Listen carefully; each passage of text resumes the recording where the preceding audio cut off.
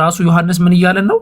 ኢየሱስ ይወዱ የነበረው ደቀ መዝሙርን እንደዚህ ያለው ብሎ እየነገረን ነው ራሱን ማለት ነው። አስቡት ምንኛ አገላለጽ ነው ጄሪዬ። ካላስ እሱ የጻፈበት ኮንቴክስት እኛ ምን አገባው ብለን ችግር የለም። እሺ ችግር የለም። አዎ ዝም ብለሽ ነው ያው በቃ በግድ ነው እንጂ ምንም ማስረጃ የለም ነው። እሺ እንለፎሽ። ከዚህ በኋላ ደቀ መዝሙር ራሱ ዮሐንስ ወንጌል ነው የሚለው። ኦኬ እዚህ ጋር እንሂዳ። ዮሐንስ ወንጌልማ ስም ነው፣ ሰው ነው ዮሐንስ ብሎ የሰጠው ወንጌሉ ዮሐንስ ወንጌል አይልም። ከዚህ በኋላም ኢየሱስ አሁን ሁሉ እንደተፈጸመ አውቆ ቆይ ሳይሆን እዚህ ጋር ከዚህም በኋላ ደቀ መዝሙሩ እናትህን እንኋት አለው አለ። ማንን ነው እናትህን እንኋት ያለው? ዮሐንስን አይደለም? የክርስቶስን እናት ኢየሱስ ማርያምን አይደለም እናትህን እንኋት አለው። ደቀ መዝሙሩን ይዛት ሂድ ማለት ነው። ዮሐንስን ነው ያለው። ክርስቶስ ዮሐንስን ነው።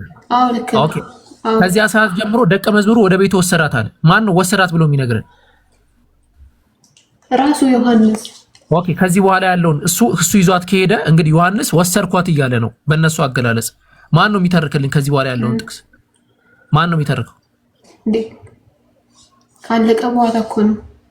ከዚህም ሰዓት ጀምሮ ደቀ መዝሙሩ ወደ ቤቱ ወሰዳት አለ። ከዚያም በኋላ ከዚያም ብሎ የሚተርከው ማን ነው? ከዚያም እያለ እኮ ነው። ያ ነገር ከተፈጸመ በኋላ ተራኪ ያለው ባይዘው እመኑ ዮሐንስ አይደለም። በፍጹም ዮሐንስ አይደለም። ከዚያ በኋላ አለ ደቀ መዝሙሩ እናቱን ወሰዳት አለ። አሁንም ቀጠለ እዛው አውድ። ከዚያም በኋላ ኢየሱስ አሁን ሁሉ እንደተፈጸመ አውቆ የፈጸመውን ቃል ይፈጸም ዘንድ ተጠማሁ አለ። እንደዚህ ዓለም እያለ የሚተርከው ማን ነው? ዮሐንስ። ኦኬ ማስረጃ ዮሐንስ ሄዶ አልነበረም? ሄዷል። እንትን አይደለም አሁን ግዴታ አለ በቃ ማመን ስላለብኝ መሸነፍ ስለሌለብኝ አይደለም። ለቃልሽ ወና ለአእምሮሽ ታማኝ መሆን መቻል እንግዲህ ግልጽ ነው። ማንም ሰው እንትን የሚለው ነገር ነው፣ ግልጽ የሆነ ነገር ነው።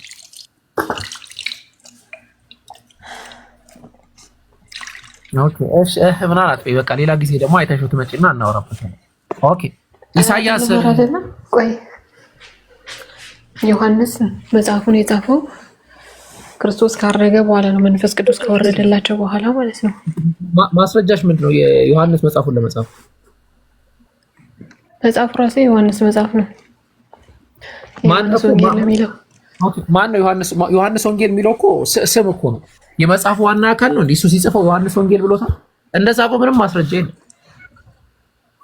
እሺ የዮሐንስ ራእይን ራሱ እንደጻፈ ተናግሯል። ራእይ እኮ የትኛው? ዮሐንስ ራእይ በመሰረቱ ማን አንደኛ ሁለት አይነት እንትን አለ ዮሐንስ ራእይ ላይ። የመጀመሪያው ራእዩን ራሱ የጻፈው ዮሐንስ የትኛው ዮሐንስ ነው የሚለው ላይ ራሱ የዘብዴዎሱ ልጅ ነው ወይስ ብዙ ዮሐንሶች አሉ የትኛው ነው የሚለውን አያውቁትም በመጀመሪያ። ሁለተኛ ማን ነው በቁርአን አትወያይ ምናምን የሚለውን ሰውዬ አስገቡልኛል። ቆይ እናወራበታል። አስገቡት እሱን ሰውዬ በቁርአን አትወያይም ሲል የነበረውን ሰውዬ ናገባና እስቲ ሞክረው፣ ችግር የለውም በሁለቱም መሞከር ትችላለህ። አንደኛ እሱ፣ ሁለተኛ ደግሞ ዮሐንስ ራእይ ላይ ራሱ ማን ነው የእንትና ብለን የምንጠራው አካል ዮሐንስ አፈወርቅ ብለን የምንጠራው አካል የራሱ የሆነ ጭማሪዎችን ያስገባበት መጽሐፍ ነው። እዛው የመጽሐፉ አንድምታ ላይ ማግኘት ትችላላችሁ። ዮሐንስ ራእይ ላይ ራሱ ይሄ ማን ነው ጆን ክሪስሞስ ተብሎ የሚጠራው አካል ክርስቶስም ተብሎ የሚጠራው አካል ወይም ደግሞ ዮሐንስ አፈወርቅ ራሱ የራሱን ሐሳብ እንደጨመረበት መግቢያው ላይ ማግኘት ትችላላችሁ። የመጀመሪያው አንድምታው ትርጓሜ መቅደም ላይ ማለት ነው። እኔ ከተመቸኝ ላሳያችሁ እችላለሁ። የዮሐንስ ራእይን እንግዲህ ማስረጃ አድርገን ለመጻፍም አስቸጋሪ ነው። ኦኬ እንቶ እና ብቻ ግን ይሄንን መጽሐፍ ዮሐንስ እንደጻፈው ማስረጃ የለም። አንቺም እንዳየሽው ነው። ኢቭን እንዳልጻፈው ነው ማስረጃዎች የሚያሳዩት። እንግዲህ ከዚህ በኋላ እያለ እየተረከልን ያለ አካል አለ። አንደኛ እሱ ነው። ሁለተኛ ኢሳይያስ ምዕራፍ 53 እና ምዕራፍ 52 ላይ በሐሳብ ደረጃ የሚነሳ ነገር አለ። በሐሳብ ደረጃ ምንድነው የሚነሳው? ልክ እሷ እንዳለችው እነሱን ጠቅሰው ያ የተነገረው ለኢየሱስ ክርስቶስ ነው፣ ለኢየሱስ ክርስቶስ ስቅለት ነው የሚያወራው ብላ ያወራል። በመሰረቱ ያ መጽሐፉ ራሱ የአይሁድ መጽሐፍ ነው። በአይሁድ አስተምሮ፣ በየትኛው የአይሁድ አስተምሮ ነው ሰው ለአምላክ መስዋዕት የሚቀርበው? ሰው ለአምላክ መስዋዕት አይቀርብም። አምላክ የሰውን መስዋዕት አይቀበልም በፍጹም፣ በመጀመሪያ ደረጃ ማለት ነው። ሁለተኛ መስዋዕት ራሱ የሚቀርበው ኢየሱስ ክርስቶስ መስዋዕት ነው የቀረበው በእነሱ አሳሰብ መሰረት። በመስዋዕት ራሱ የሚቀርበው ሰው ጠርታችሁ እናንተ ቆሻሻ ቦታ ላይ ሰውን ምግብ ተጋብዛላችሁ እንዴ? እንጨት ላይ እንዴት ሰው መስዋዕት ይቀርባል? አምላክ ያስጠነቀቃቸው ቦታ እኮ ነው። ያ እንጨት የእርጉሞች ቦታ ነው ብሎ ነው ያስጠነቀቃቸው እግዚአብሔር ሲነግራቸው ለአይሁዶች። እንዴት አድርገው ነው መስዋዕት ብለው ቢያስቡት ኢየሱስ ክርስቶስን በእንጨት ላይ የሰቀሉት? በእናንተ ሀሳብ ኦኬ መጽሐፉ ራሱ ይተነብያል ብላችሁ የምታስቡ ከሆነ ማለት ነው። እና በዚህም ሆነ በዛ የማያስኬድ ነው። ኢሳያስ ምዕራፍ 52 ቁጥር 5 ላይ ህዝቤ በከንቱ ተወስዷል፣ አሁን ከዚህ ምን አለኝ እንዲህ ይላል ያህዌ ምናምን እንደዚህ ተወሰደ፣ እንደዚህ ለኃጢአት እንትን ሆነ ምናምን ተብሎ እየተነገረ ያለው አጠቃላይ አገላለጹ አውዱም የሚናገረው ለእስራኤል ነው። ለዛም ማስረጃ ደግሞ እኛ የራሱ መጽሐፉ ባለቤት ነን ብሎ የሚጠሩ አካላቶችን አምጥተን መናገር እንችላለን ማለት ነው። ኦኬ እሺ፣ አሁን ልቀጥልና እኔ ፖይንት ላንሳ። አይደለም ኦኬ፣ ነገር ካለ ዮሐንስ እንደጻፈው የዮሐንስ ደቀ መዝሙር ፖሊካርፕስ የሚባል በ180 ዓመተ ምህረት የነበረው በዛው ዘመን ማለት ነው የነበረው አባት ጽፎልናል። ዮሐንስ ራሱ ወንጌሉ እንደጻፈ፣ ነገር ግን ስሙን በቀጥታ ሳይሆን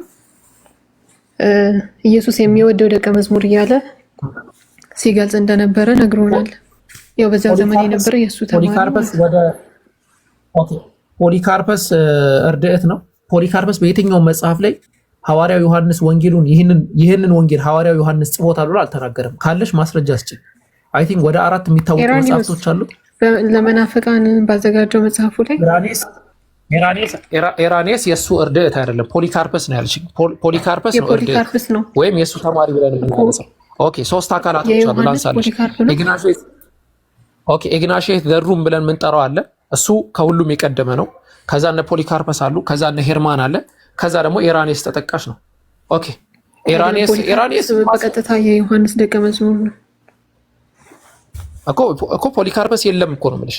ከፖሊካርፐስ ማስረጃ አታመጭም ነው አለ። የፖሊካርፐስ የዮሐንስ ደቀ መዝሙር ሲሆን የፖሊካርፐስ ደቀ መዝሙር ነው ሄራኒየስ፣ እሱ ነው የጻፈው። ኦኬ ዳትማችን እኮ ፖሊካርፐስ የለም። ፖሊካርፐስ ማስረጃ የለሽም። የፖሊካርፐስ ደቀ መዝሙር ያው እሱም ደግሞ በሁለተኛው ክፍለ ዘመን ላይ ነው። አንድ ናቸው እኮ ፖሊካርፐስ የለሽም። ፖሊካርፐስ የተማረው ከዮሐንስ ነው። ከፖሊካርፐስ ደግሞ ሄራኒየስ ተማረ። ዲፈረንስ ፖሊካርፐስ ብሏል ስትይኝ በየትኛው መጽሐፍ ላይ ፖሊካርፐስ ብሏል የሚለው ማምጣታችን ብዬ ነው የነገርኩሽ እኮ። ፖሊካርፐስ አለ እኮ አላልኩም። መጀመሪያ ፖሊካርፐስ ስላልሽ ነው። እሺ ሁለተኛ እሺ፣ አሁን ፖይንትሽን ማንሳት ትቻለሽ። እነ ፖሊካርፐስ እርድእቶቹ ካሌሉበት እዚህ ላይ እነ ክሌመንት ኦፍ ዘ ሩም እነ ፖሊካርፐስ ሌሎቹ እነ ሄርመን እዚህ ፖይንት ላይ ካሌሉ ከዚህ በኋላ ኦልሞስት አልቋል ማለት ነው። ስለዚህ ፈርስት ሃንድ የሆነ ከዮሐንስ ተማሪዎችን ማግኘት አንችልም። ምናልባት ከተማሪዎቹ ተማሪ አለ ብለሽ ነው የምትሞግችው። እሱ ማን ከሚባል ግለሰብ ነው? ኢራኒየስ ተብሎ ከሚጠራ ግለሰብ ከዚሁ ማስረጃ አለን ብለሽ ነው የምትሞግችው እንጂ ከእንትን የለም ማለት ነው። ከዮሐንስም የለም፣ ከዮሐንስ ደቀ መዝሙርም የለም አይደለ? እንደ ከዮሐንስ ደቀ መዝሙር ተምሮ እኮ ነው ሄራኒየስ የጻፈው። ኖ ገብቶኛል። የለም ነው ምልሽ፣ ከሁለቱም የለም ነው ምልሽ አይደለ? እሺ ዋናው ነገር ሁሉም በአንድ ዘመን ላይ መሆናቸው ነው። እና ከዚህ በኋላ ግን መጠንቀቅ ያለባችሁ ነገር ክርስቲያኖች፣ በምንም ተአምር ኢራኒየስን እንደ አንድ ክርስቲያን አድርጋችሁ የዘመኑ ኦርቶዶክሶች ስላሴ አማንያን መጥቀሳችን። ምክንያቱም ኢራኒየስ ሊትራሊ ኢየሱስ ክርስቶስን ከአብ ያነሰ መሆኑን ነው የሚያነሳው። አንድ አምላክ እንዳለ አምላክ ብቻውን ነው ይላል። እርሱም የሁሉ ጌታ ነው ይላል። የመጀመሪያ የመጨረሻ የለውም ይላል። እርሱ እውነት ነው፣ ሁሌ እንዳለ የሚቆይ ነው፣ የማይቀየር ነው ይላል። ስለ አምላክ ሲያወራ ግን ከእርሱ የሚወጡ ነገሮች ሁሉ የተፈጠሩ ነገራቶች ናቸው፣ ወደፊትም የሚፈጠሩ ነገራቶች ናቸው። ጅማሯቸው ከእሱ ይወስዳሉ፣ በዚህም ምክንያት ከፈጠራቸው ከእሱ ያንሳሉ ይላል። ከእሱ ያልተወለደ ነው። የተወለደ ነገር በሙሉ የተወለደ ነገር በሙሉ ከአምላክ ያንሳል ብሎ ነው የሚያነሳው ኢየሱስ ክርስቶስን እንጂ እና እሱን አትጠቀሙት። ማነው እንደዛ የሚለው? ኢራኒየስ አጌኔስ ሄሬሲስ መጽሐፍ ቡክ 2 ቻፕተር 34 ላይ ማግኘት ትችላለሽ። ምንድን ነው የሚለው? አምላክ ብቻ ነው አንድ ቢጎትን ይላል። አምላክ ቅድም ያው እያነበብኩልሽ ነበር እኮ አምላክ ያልተወለደ ነው ብሎ ነው የሚያስቀምጠው። ያልተወለደ ነገር በሙሉ አማርኛ አታወራም እንዴ? ቻፕተርን በአማርኛ አትነግርም? እንግሊዘኛ ሆነብህ። አማርኛ ነው ያወራሁት። ታዲያ ኢትዮጵያ ውስጥ አይደለ ያለው? ታዲያ የኢትዮጵያ ቋንቋ አይደል እንደምታወራው? ሰትዮ በአማርኛ ነው እኮ ያወራሁት። መጽሐፉ አጌኔስ ሄሬሲስ ቻርተር ማለት አማርኛ አይደለም? ቻርተር ማለት አማርኛ ነው? ቻርተር አላልኩም፣ ቻፕተር ነው ያልኩት። ቻፕተር ማንም ይረዳዋል። ሚውት አድርግ እባክህ። ምን ሆኖ ነው እንዴ? እንግዲህ እኛ መጽሐፉን ነው ማነበው። እኔ ምን ልበለው? እሺ አሁን ቻፕተሩ ምን ብዬ እንትን ልግለጽልህ? ምዕራፍ ልበልህ? ይሄ መጽሐፉ ይዘት ነው። ኦኬ። እና እዛ መጽሐፍ ላይ እንደዛ ብሎ ያስቀምጣል። ኦኬ፣ ሌላ ፖይንቶች ላይ እንዳንሄድ። እሺ፣ ኢየሱስ ክርስቶስ አንቺ ተሰቅሏል ብለሽ ነው የምታምኚው? ነገር ከቃል አንጻር ነው። በነገራችን ላይ ሌላ ፖይንት ያስገባናል እንጂ እንደዛ ብሎ ሲናገር ስለ ጭራሽ ፖይንቱን አታውቂውም ጄሪ። ረፊ በማታውቂው ነገር አትግቢ። ሌላ ነገር ውስጥ ነው ከእንትን አንጻር ነው ምናምን። አዎ ቢቀር ይሻላል። ኢየሱስ ክርስቶስ ተሰቅሏል ብለሽ ታምኛለሽ አንቺ? አዎ እንደውም እኮ ጌታችን ራሱ የተናገረው ነገር አለ። ምንድነው መሰለ አይደለም? በእውነት በጣም ከሚያስፈራኝ ነገር ውስጥ አንዱ ክርስቶስ አልተሰቀለም ብሎ ማመኑ ነው። እንዴት የክርስቶስ ተቃዋሚ ይመጣል? ቀላል እንደሆነ ላሳይሽ። እንደዛ ብሎ ማመን። ኦኬ፣ አንቺ አሁን ማለት ነው ፖይንቱን እናንሳው። የኢየሱስ ክርስቶስ ስቅለት ምንድን ነው እንትኑ የሚያስገኘው ነገር ምንድን ነው?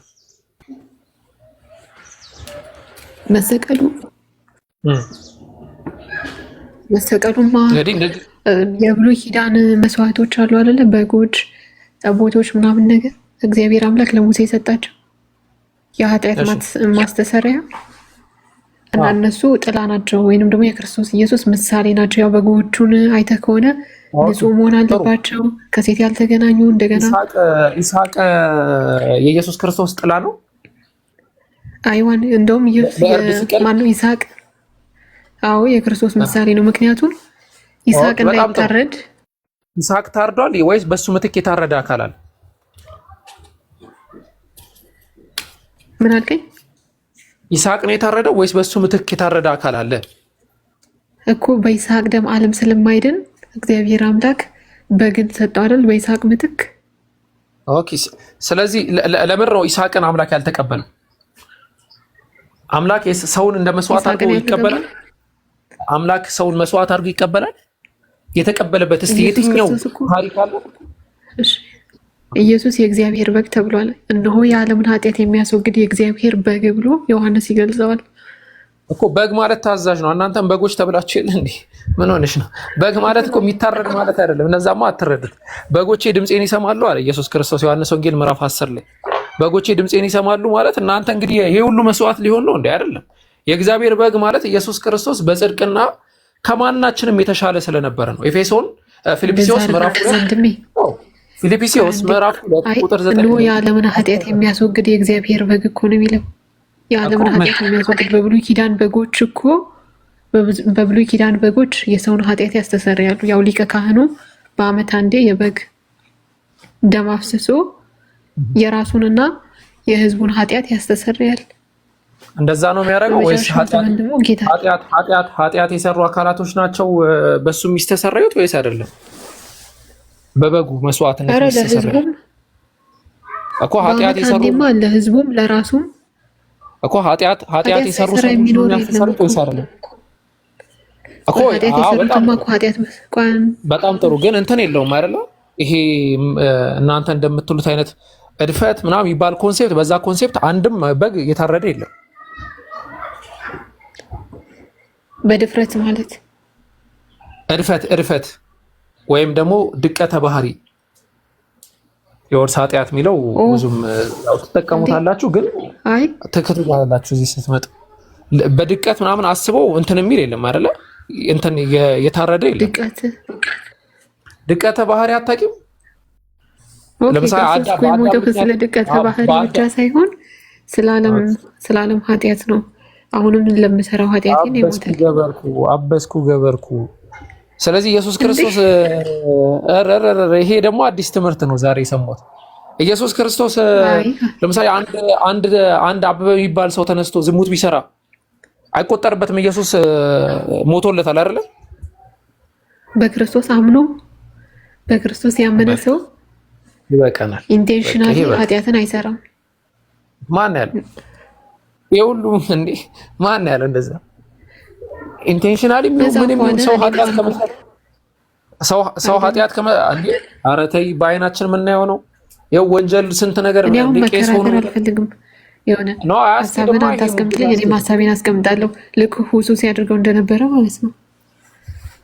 እኔ ደግሞ እንደዛ ክርክር ቃል በቃል ስናወራ ነው። ክርክር አይደለም። አሁን ጥሩ ነገር ነው። ቃል በቃል ስናወራ በደንብ ትምህርታችን በደንብ እየተግባባን እንመጣለን። አሁን የመጨረሻ ላይ ያልሽው ነገር አሁን ምንድን ነው?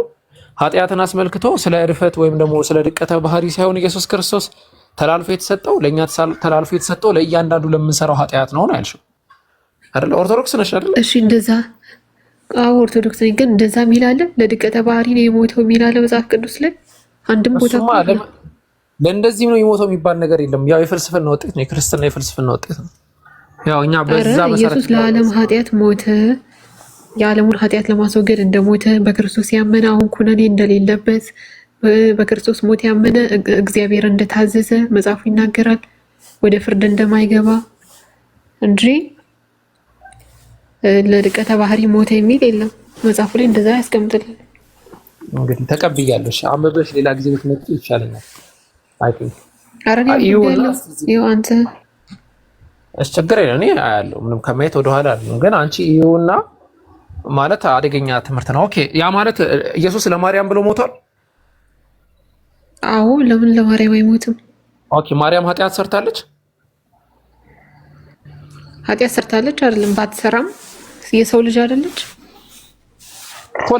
እኮ የሰው ልጅ ናት። ኃጢአት ካልሰራች ለምን ዋን የሞተው እንደ የሰው ልጅ ሆኖ ፍጹም የለም። ግን ምንድነው የለበስነው? የአዳምን ስጋ ነው። ክርስቶስ ደግሞ ገብቶኛል። አየሽ፣ ዘለልሽ የአዳም ስጋ። ጥያቄውን ዘለልሽ። ኃጢአት ሰርታለች ወይስ አልሰራች? ኃጢአት አልሰራችም። ያው በቤተክርስቲያን አስተምሮ በነፍስም በስጋም ንጽሕት ነች። ለምኗን የሞተው? ለምኗን የሞተው የያዘችው የአዳምን ስጋ ነው። ይሄ ስጋ ደግሞ መታደስ አለበት። መጽሐፉ ኢየሱስ ክርስቶስ ኢየሱስ የወሰደው ስጋ የማርያምን ስጋ ነው አይደለም? የማርያምን ስጋ ነው፣ ግን መለኮት የተዋሃደው ስጋ ነው። ኦኬ፣ ያ የማርያም ስጋ እድፈት አለበት ወይስ የለበትም? ወይ ድቀተ ባህሪ አለበት ወይስ የለበትም? መለኮት ስለተዋሃደው የለበትም። ንጹህ ነው ከኃጢአት በስተቀር ይላል እኮ። ልክ እንደ ኃጢአትማ ማርያምም ኃጢአት አልሰራችም። ስለ ኃጢአት እያወራን አይደለም። ኃጢአት አልሰራም ኢየሱስ። አዎ፣ ማርያምም አልሰራም። መለኮት የተዋሃደው የከበረ ስጋ ነው እኮ። የማርያምን ስጋ ሲወስደው መለኮቱ አንጥቶታል፣ የነበረበትን እድፈት አንስቶታል መለኮቱ። አዎ፣ የዮሐንስ ወንጌል ራሱ ምንድነው? የሉቃስ ወንጌል ሲናገር መንፈስ ቅዱስ ይጸልልሻል ብሏታል። አዎ፣ የልዑል ኃይልማ መንፈስ ቅዱስ እኮ ይጸልልሻል ማለት እኮ ግዕዝ ነው። ወደ አማርኛው ስታመጣው አነጻ፣ ለየ ምናምን የሚል ትርጉሞችን ይሰጣል። እና አሁን እኮ ፖይንታችን እዛ አይደለም። እሺ፣ ልዘዩ ስለፈለግሽ ነው። አይ እኔማ በቃ እኔ እኮ ዘጋው ፖይንት ነው። በዛ ደረጃ ስትይኝ በቃ ይበቃል አልኩኝ እኮ ተውኩት። እንደዛ ስትይኝ ኦኬ፣ እንደዛ ከሆነ በቃ አይተሽኝና ሌላ ጊዜ እናወራለን ብዬ ዘጋው። እኔ ፖይንቴን ጨርሻለሁ። ማወራው ነገር የለም። እስልምናዊ ጥያቄ እንደተሰቀለ ማውራት ሌላ ሰው መቀጠል ይችላል። ፖይንታችን የነበረው ክርስቶስ ተሰቀለ ወይስ አልተሰቀለም የሚል ነበር። አንተ ወደ ዮሐንስ ወንጌል ላይ ስናወራ ለዮሐንስ ወንጌልም ምንም ፖይንት አላመጣሽልኝም። ኦኬ፣ ሶ የአይን እማኝ ያለው ስንል የአይን እማኝ እንዳይለን የተመለከትነው ጥቅሶች ጠቀሽ የጠቀሳሻቸውን ጥቅሶችም ተመለከትናቸው። ሰውን እና ረዥም ርቀት የሚያዝን ረዥም ሰዓትም ፈጅል። ሌላ እስልምና ላይ ጥያቄ ያለው ሰው ካለ ወይ ማውራት የሚፈልግ ሰው ካለ ቆይ አንዴ እንትን አስቀጥልሻለሁ። አንዴ ሶልዳ የሚለው አካውንት ሚዩትህን አንሳማ።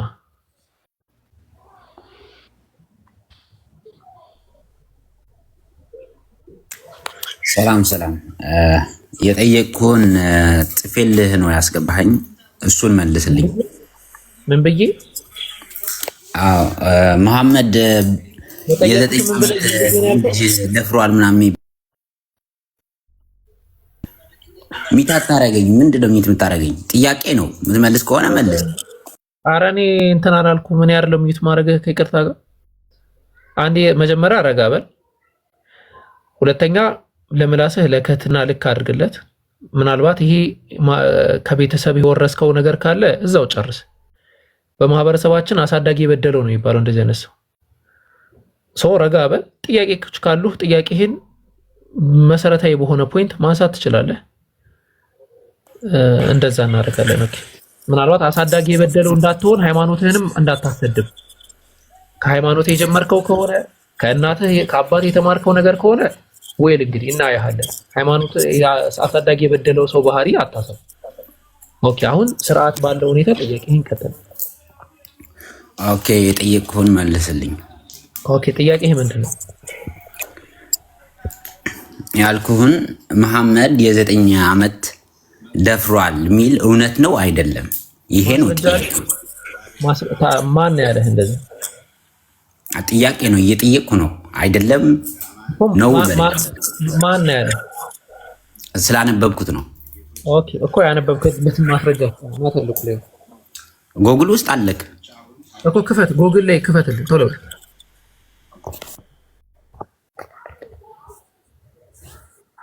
እንግዲህ እንደዚህ አይነት ሰዎች ሲመጡ እንዳልኳቸው ነው። ከማህበረሰባቸው ከሃይማኖታቸው የወረሱት ነገር ነው። ኦኬ ቶሎ በል። ማስረጃውን ብቻ ክፈት፣ ምንም ነገር እንዳታወራ፣ ማስረጃ ብቻ መክፈት።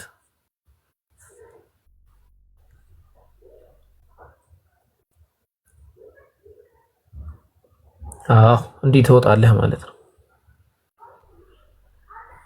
እንዲህ ትወጣለህ። ኦኬ ካሁን በኋላ ታብታብ አድርግ በደንብ። እሺ ሙከሚል ሰላም አለይኩም ወራህመቱላሂ ወበረካቱ።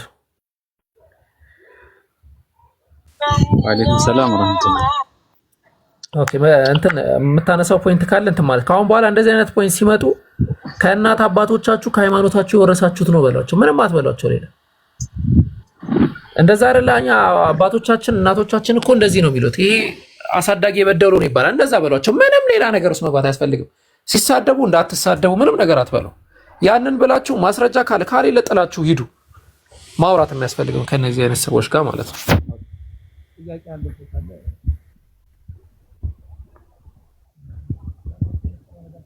አይደለም ያለው አበበ ሰላም ብያለሁ። ሰላም ነው። እንዴት ነህ? ሰላም ነህ ወይ? አለው ሁሉ ሰላም፣ እግዚአብሔር ይመስገን። ኦኬ ኢየሱስ ክርስቶስ ምድር ላይ ያለ ማን ነበር የሚያመሰግነው? እኔ ብዙም አላቅም ስለ ክርስትና። እስቲ ስለ እስልምና አንዳንድ ነገር በል እኮ። ጥያቄ ካለ እስልምና ላይ ጠይቅ፣ ካልሆነ እኔ ደግሞ አንዳንድ ፖይንቶችን ላስረዳህና ካልሆነ ጥያቄ ካለ እዚህ ፖይንት የማይገባኝ አለ እስልምና ላይ እንዲህ የምትሉት ነገር ይገርመኛል ካልክ መጠየቅ ትችላለህ። እሺ ከኢየሱስ ክርስቶስ ማመር ከመምጣቱ በፊት እስልምና ነበረ ወይስ እስላም የሚባል ስያሜ ነበረ? እሺ ስለሱ አንዳንድ በለኝና ከዛ ወደ ጥያቄ እንቀጥላለን። እሺ ኦኬ። አሁን የጠየቀን ጥያቄ በጣም ወሳኝ ጥያቄ ነው። መለኮታዊ ወሳኝ ጥያቄ ነው። ያ ጥያቄ ምንድነው? እናንተ የምትከተሉት ሃይማኖት ኢስላም የሚለው ሃይማኖት ኤግዚስተንስ አለው ወይ? ቀደምት የነበረ ሃይማኖት ነው ወይ? ነብዩ መሐመድ ሰለላሁ ዐለይሂ ወአሊሂ ወሰለም የፈጠሩት ሃይማኖት ነው ወይስ አይደለም ለሚለው ምንድነው ማረጋገጫችን? ስለዚህ ያን አስመልክተን ኢንሻአላህ ሐሳባችን እናስቀምጣለን ማለት ነው። በመጀመሪያ እኛ ምናምነው ሃይማኖታችን ጀማሪው ግለሰብ አይደለም። ነብያችን መሐመድ ሰለላሁ ዐለይሂ ወሰለም ይህንን ሃይማኖት ጀምሮት ቢሆን ኖሮ በመሰረቱ ይህ የሃይማኖቱ መጠሪያ ስያሜ ምን ይሆን ነበር? ሙሐመድያን ተብሎ ሊጠራ ይችል ነበር ወይ ደግሞ ከዛ ጋር የተገናኘ ፖይንት ነበር ሊኖር የሚችለው። ምክንያቱም በዓለም ላይ ሃይማኖትን የጀመሩ ግለሰቦች በሙሉ ሃይማኖቱ የሚጠጋው ወደ እነሱ ነው። ዞራስተሪያኒዝም የሚለውን ብናነሳ የሚጠጋው ወደ ማን ነው? ወደ ዞራስተር። ክርስቲያን ብለው የሚያነሱት የሚጠጋው ወደ ማን ነው? ወደ ክርስቶስ ነው። አይሁድ የሚጠጋው ወደ ማን ነው? ከአይሁድ ትራይብ የመጣ ነው። ያው በሃይማኖት ደረጃም ስናስበው ማለት ነው። ኢስላም ግን ማለት አንድ አምላክን ማምለክ ማለት ነው። ለዛ ለአንድ አምላክ የአንድ አምላክ ማን ነው? አላህ። ለዛ ለአንድ አምላክ እጅግርን መስጠት ነው እስልምና ብሎ የሚጣለው።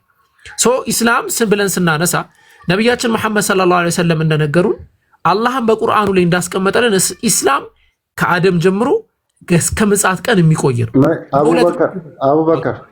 አቡበከር አንድ ይቅርታ ላናቅፍና ይቅርታ አንዴ ላናቅፈህ። ምን ነቢያችን ከመናገራቸው በፊት ነው እኮ ጥያቄ። አሁን ነቢያችን የነገሩን ከዛ በኋላ ነው አይደለ? ከዛ በፊት ነቢያችን ባይነግሩ ኑሮስ ነቢያችን ባይመጡ ኑሮስ ምን ነበር እንትናቸው? ገብቶኛል። አይ ባይመጡ ይሄ እንደዚህ አይነት አርጊመንት የለም እንዴ። ሰው ባልሆን ኖሮ አይነት ነገር ለምን ትለኛለህ? ሰው ባልሆን ኖሮ እንደዛ ለማይ ከነቢያችን በፊት የነበሩ ሰዎች ሙስሊሞቹ ለምሳሌ ሰላት የመጣው ከነብዩ በኋላ ነው። አዎ ቆይ ላስረዳህ ነው። አትፍጠን፣ ላስረዳህ ነው እኮ እሱም ፖይንት ያን። ኦኬ አንድ ፖይንት ተጀመራ ተረጁ። ነብዩ መሐመድ ሰለላሁ ዐለይሂ ወሰለም የመጡት በ600 ከኢየሱስ ክርስቶስ ከ600 ወይ ከ500 ምናምን ዓመት በኋላ ነው። ስለዚህ ከዛ በፊት ያለውን ነገር ሊናገሩ አይችሉም የሚለው ይሄ ትክክለኛ ሙግት አይደለም በመሰረቱ ማለት። ለምን እኛ የምናምነው ያንን ትምህርት አውርዶታል ብለን የምናምነው ኢቭን አይደለም ማረጋገጫም አለ። የምናረጋግጠው ያንን ትምህርት ያወረደው አካል ማን ነው ሲባል ቁል አንዘለሁ الذي يعلم السر في السماوات والارض ያ በሰማይ ምድር ያለው ሚስጥር የሚያቅ ጌታ አወረደው ብለህ ነገራቸው ነው። ሰው በሰማይና በምድር ያለው ሚስጥር የሚያቅ ጌታ ለሙሴ ከሱ በፊት የነበሩ ታሪኮችን የተረከለት የነገረው ጌታ። ሙሴ ለምሳሌ በአደም ጊዜ አልነበረም፣ ስለ አዳም ታሪክ ተናግሯል። በአብርሃም ጊዜ አልነበረም፣ ስለ አብርሃም ታሪክ ተናግሯል። ስለነ ሰለሞን ስለነ ዳዊት ተናግሯል። ከዛ በፊት ወደፊትም ወደ ኋላም ተናግሯል። ወደፊትም ወደ ኋላም ሲናገር እንዲናገር ያደረገው ማን ነው ሲባል አምላክ። ሶ ነብያችን ጋር ሲመጣ ነብዩ መሐመድ ሰለላሁ ዐለይሂ ወሰለም ከዛ በፊት ያለውን ነገር ነብዩ እንዴት ይናገራል ነው? ኔቨር አይባልም።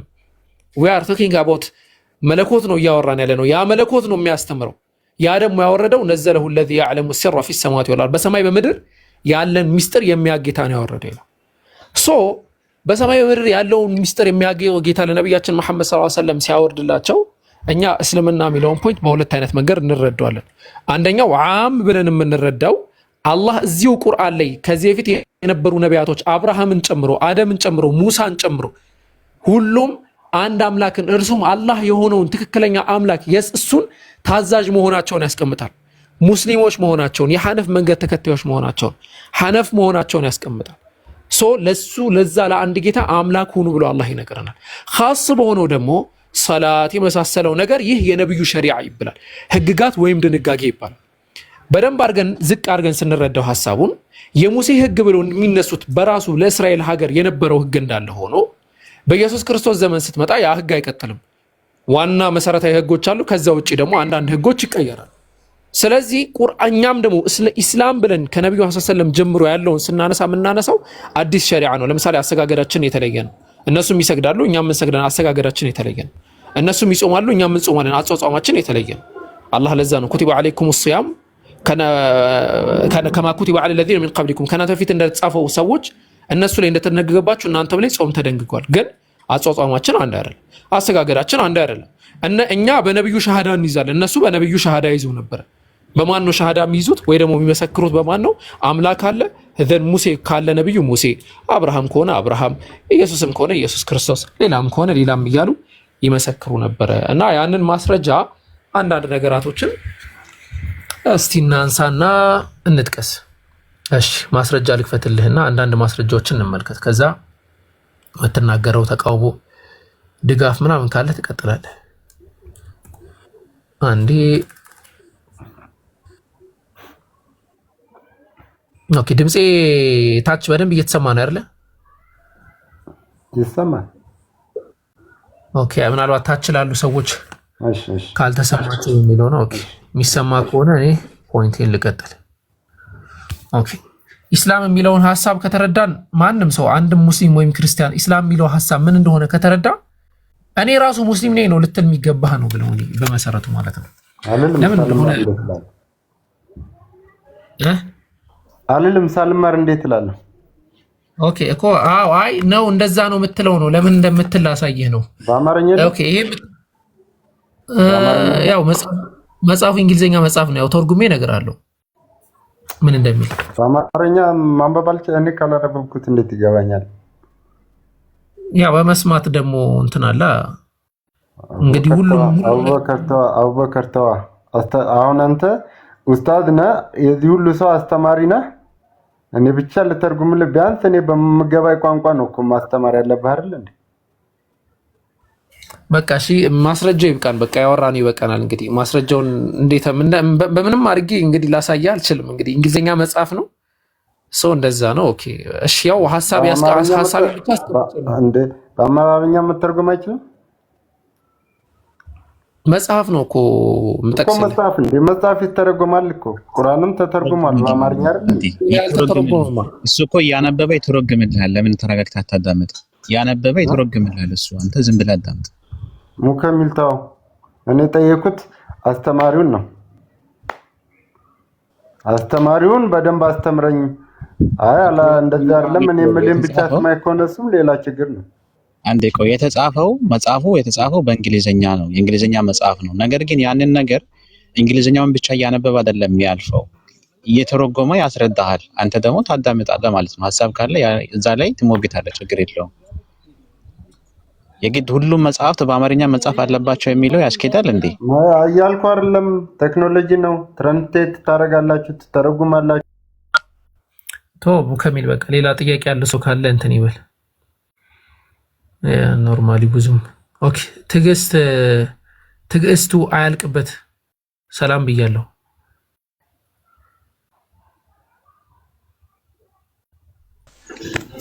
እሺ ሰላም ሰላም አለን። የማን ትዕግስት ነው የማያልቀው? አቤት የማን ትዕግስት ነው የማያልቀው? አይ ይሄ ስሜ ነው። የራስህ ስም? አዎ። እሺ በኢየሱስ ክርስቶስ አምላክነት ታምናለህ? አዎ። እንዴት አላምንም? ኢየሱስ ክርስቶስ አንተ እንግዲህ ለምሳሌ አንድ አካል በህይወት ዘመን የኖሮ ወደ አምላክ የምትለው አካል ወደ መሬት መጥቷል ነው የምትለው አንተ አይደል? አዎ። ኦኬ አምላክ ደግሞ በጣም ብዙ ቦታ ላይ ወደ መሬት እንደማይመጣ ከመሬት የተነጠለ መሆኑን ይናገራል።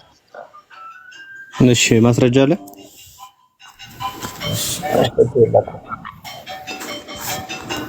ማስረጃ የለም።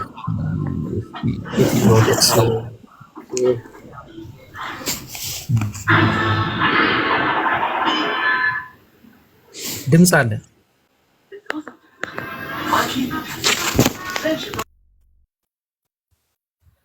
ኦኬ ሚውት አድርግ።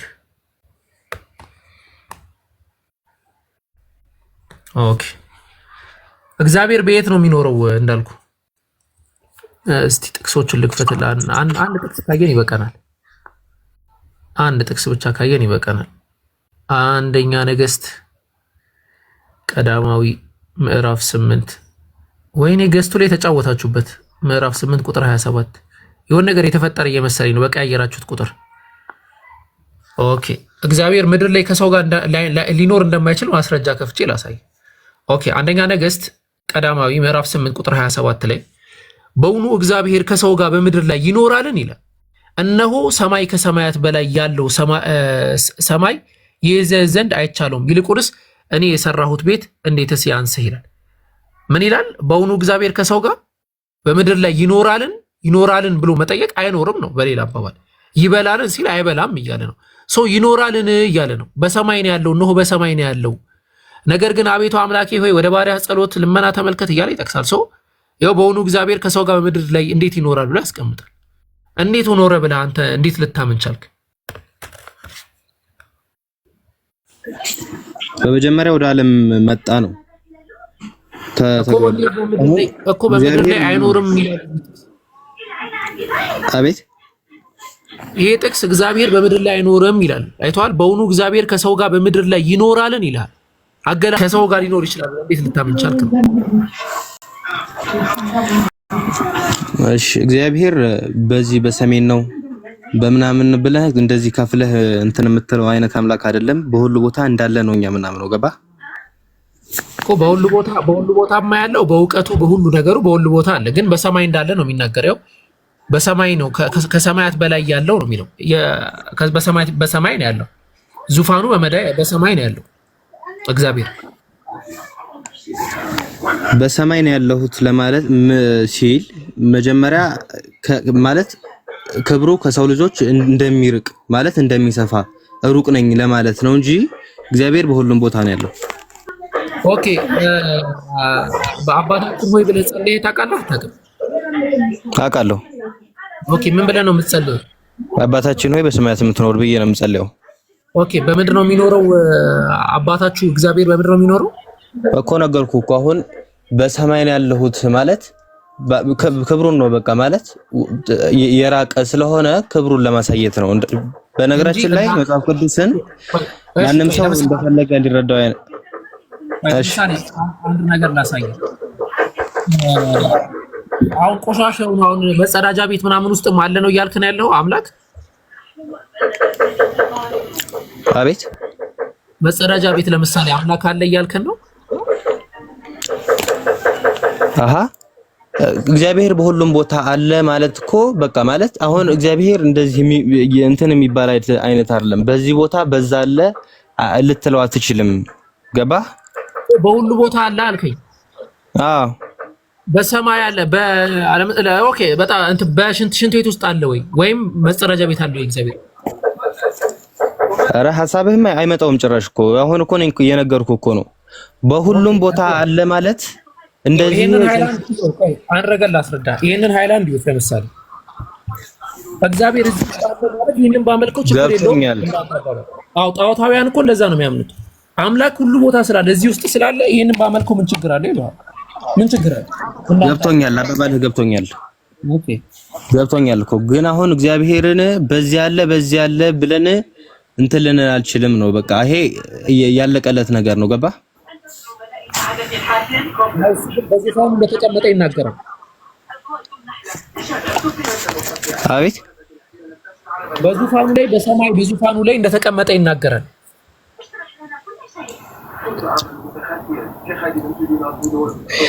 በሰማይ እንዳለ ይናገራል።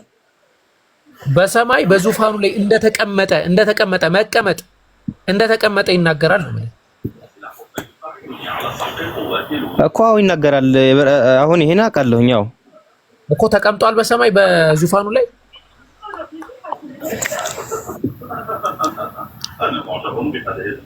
አሁን እኮ ማለት ነው አንተ እንትን አደረከው በጣም በቃ ማለት የሆነ ይሄን ማመን አለብህ። ለምሳሌ ኢየሱስ ክርስቶስ መጨረሻ ላይ ማቴዎስ ወንጌል ላይ ሁሉን ነገር አሳልፎ ከሰጠ በኋላ በማቴዎስ ወንጌል በሐዋርያት ሥራ አገላለጽ ያው እናንተ እንደምታምኑት ማለት ነው በማን ቀኝ በኩል ነው የተቀመጠው? እሺ በአባቱ። ኦኬ በአባቱ ቀኝ በሰማይ ግርማ በሰማይ ላይ ነው የተቀመጠ አይደለም?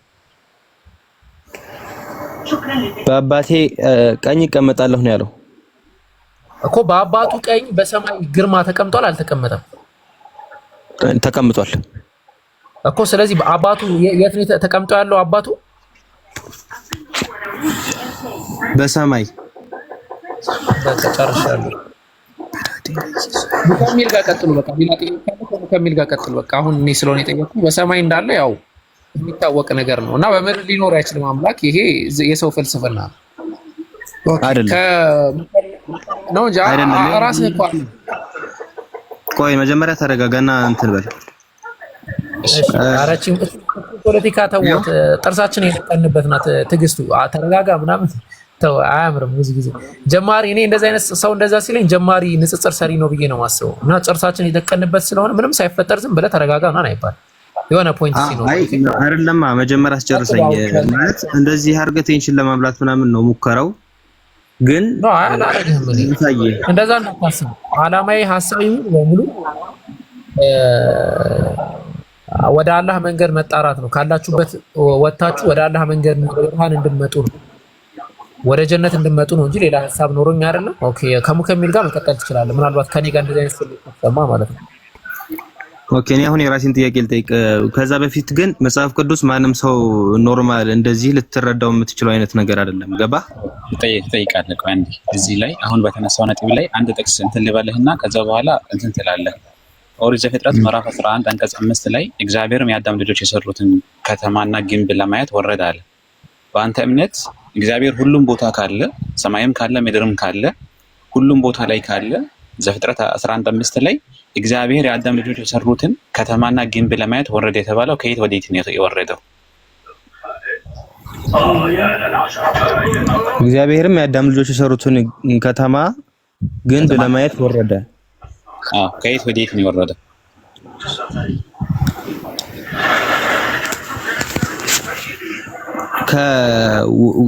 ወደ የአዳም ልጆች የሰሩትን ከተማን ግንብ ለማየት ወረደ። አዎ አሁን አንተ እኮ የቅድሙ ጋር ለማገናኘት ነው ፍላጎት አይደለ?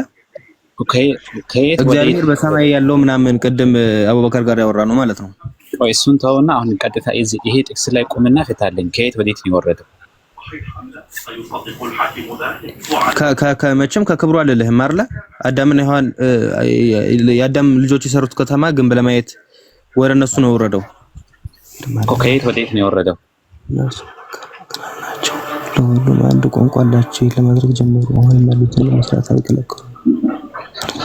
በዛ እንደበርኩ ይሄ ነገር የተነገረው በነገራችን ላይ ለማን እንደሆነ ታውቃለህ?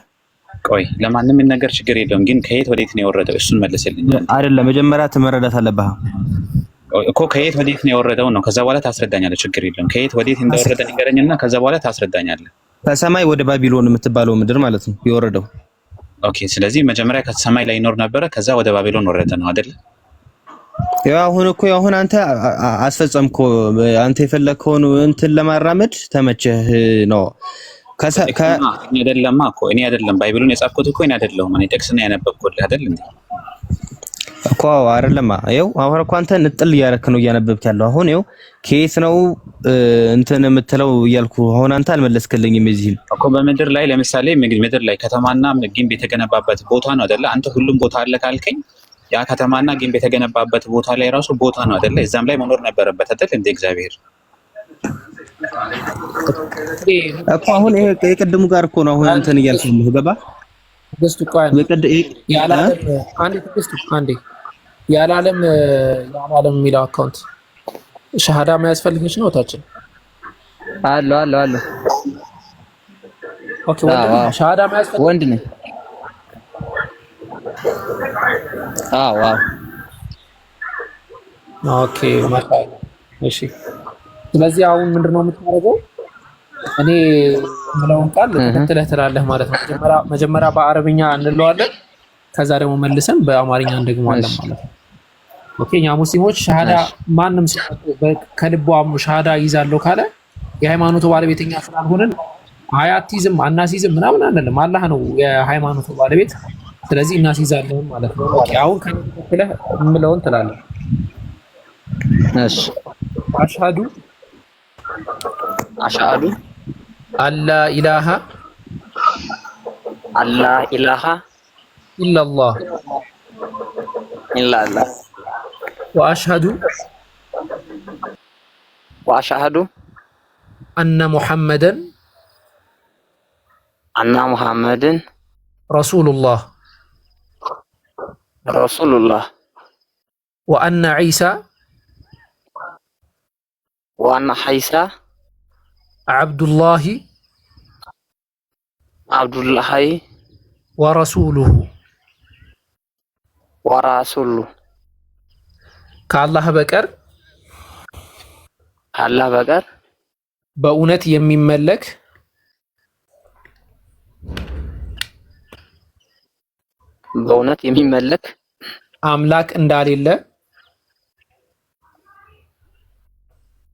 አምላክ እንዳሌለ እመሰክራለሁ።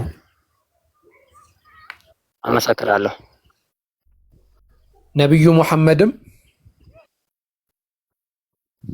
ሙሐመድም የአላህ መልእክተኛ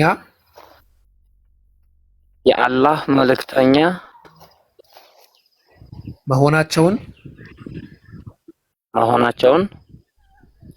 እመሰክራለሁ። ኢየሱስ ክርስቶስም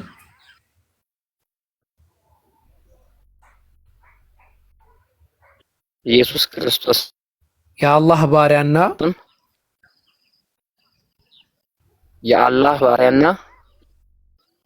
መልእክተኛው መሆኑን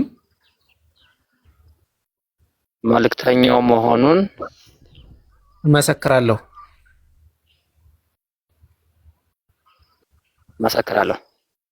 አላሁ አክበር አላሁ አክበር አላሁ አክበር። ያው ከዚህ በኋላ ኢንሻአላህ ወንድማችን ሆኗል ማለት ነው። አንድ ሰው ሙስሊም ሲሆን ወይም ደግሞ ሃይማኖቱን ወደ ተፈጠረበት ሃይማኖት ሲመጣ ነቢያችን መሐመድ ሰለላሁ ዐለይሂ ወሰለም በሐዲስ ደረጃ የተናገሩት ነገር አለ።